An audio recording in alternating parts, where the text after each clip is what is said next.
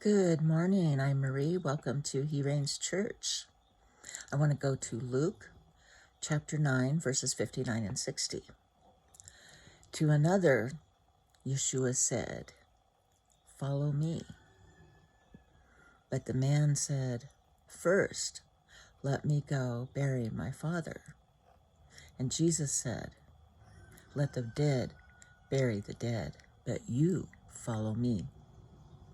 I always wondered what that verse meant. You follow me and let the dead bury the dead. How can the dead bury the dead? Well, this man, according to Jewish tradition, when someone died, they had to be buried by sunset of the same day. So, and then that was followed by 7 days of mourning. Sitting Shiva is what it's called. And it's where the Jewish people sit, literally sit for 7 days. And all the friends and family come and bring food and mourn with them. So when Jesus told this man to follow him, and he said, "First, let me go bury my father," his father wasn't dead, because otherwise he would not have been out in public. He would have been at home sitting Shiva. So he wasn't really saying, "I need to go bury my dead dad." He was saying, "I want to go sit with my dad until he dies. And then when it's convenient and comfortable for me, and I've gotten my inheritance from my father, then I will follow you." And that is not the attitude that we are to have. We are to have the attitude of Jesus first. Jesus first. Jesus first, always. Above our parents, above our children, above our spouses, above everyone else and everything else, including our jobs. We are to follow Jesus. And I realized in my own life, by mourning my husband, Nathan, by holding on to that past, I was basically saying the same thing this man is. First, let me go bury my husband, then I'll follow you. Well, my husband's been dead for nearly 3 years,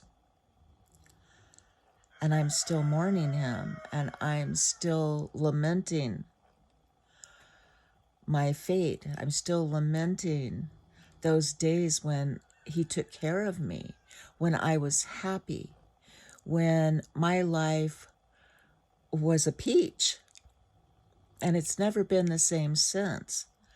But what I have noticed is that over these last almost 3 years since he went home, and he did go to heaven, so I know I'll see him again, is that I've been hanging on to something that doesn't exist. I've been hanging on to a man who took care of me, who made me happy, to a life that I was in love with, a husband I was madly in love with. But that isn't reality.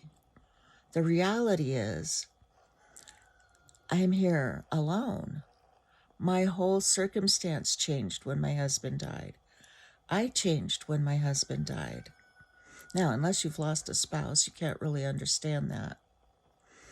But I had a happy, wonderful, beautiful life with Nathan, and I've never had anything like it since.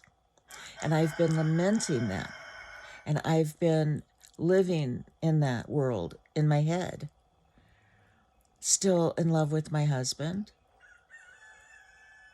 wanting my happy life back, wanting something I cannot have. Like David said when his son died, and he had been mourning while his son was sick. But once his son died, he got up and stopped mourning. And his staff asked him, "Why aren't you in mourning or sitting Shiva?" And David said, "He cannot return to me, but I can go to him." And if we are Christians, and if our loved ones who have gone before us are Christians, we will see each other again. I will be with my husband again. I will be with my mom and my dad, my grandsons, my daughter, my baby boy. I will be with them again. And that is something for us all to rejoice in.